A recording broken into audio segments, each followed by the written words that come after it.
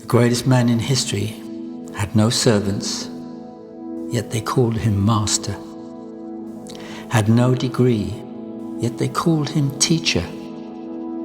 Had no medicines, yet they called him healer. He had no army, yet kings feared him. He won no military battles, yet he conquered the world. He committed no crime, yet they crucified him. He was buried in a tomb, yet he lives today. It's recorded in the Bible, in the book of Matthew, chapter 27.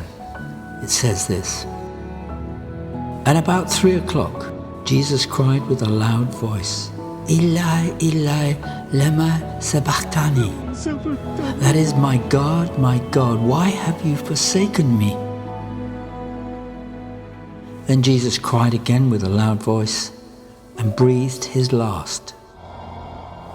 At that moment, the curtain of the temple was torn in two, from top to bottom. The earth shook, and the rocks were split. Now when the centurion and those with him who were keeping watch over Jesus saw the earthquake and what took place, they were terrified, and they said, Truly, this man is God's Son.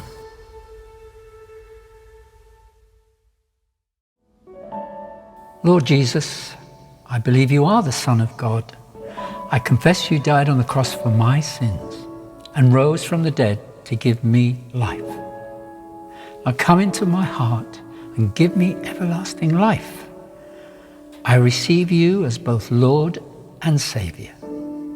I repent of my sins and choose to follow you all the days of my life. Amen.